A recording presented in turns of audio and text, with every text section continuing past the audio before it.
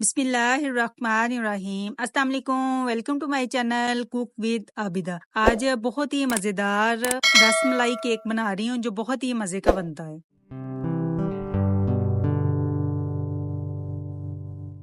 Rasmalai cake बनाने के लिए एक बाउल लेंगे और इसमें 1/3 कप योगर्ट ऐड कर देंगे।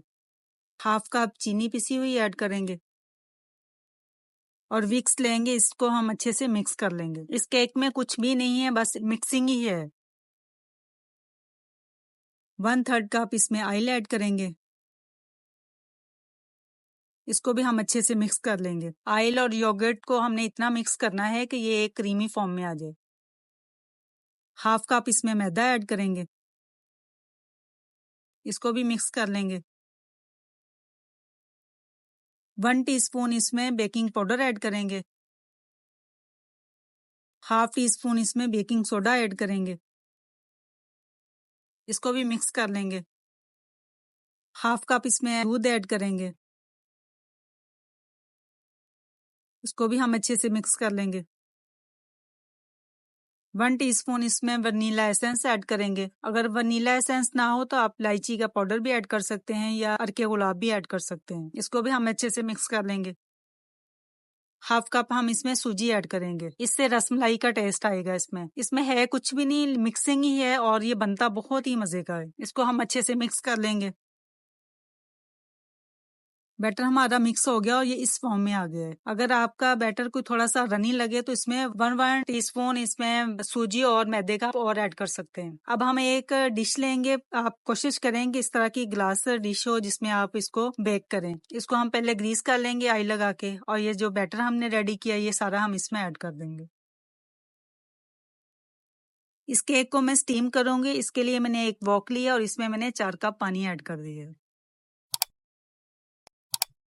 और कोई भी स्टैंड आप इसमें रख लें। मेरे पास ये स्टीमर है, ये मैं इसमें रख रही हूँ। लिड ऊपर लगा देंगे और इसको हम प्री हीट कर लेंगे।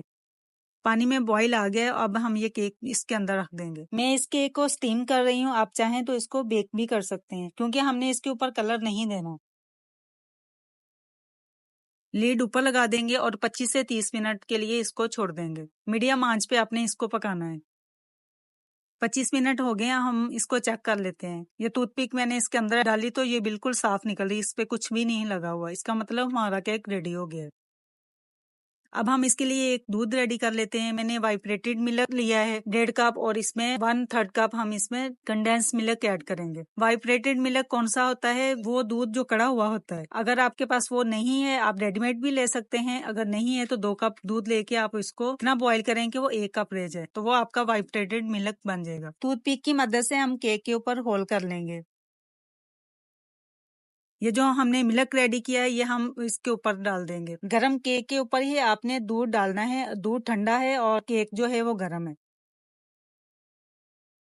ऊपर से कुछ ड्राई फ्रूट ऐड कर देंगे, बादाम और पिस्ता कटे हुए ऐड कर देंगे। अब हम इसको फ्रिज में रख देंगे 2 घंटे के लिए ताकि ये अच्छा सा ठंडा हो जाए।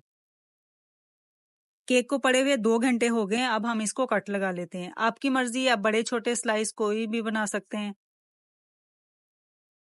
मैंने इसको बड़े स्लाइस में काटा है। अब हम इसको डिश आउट करते हैं।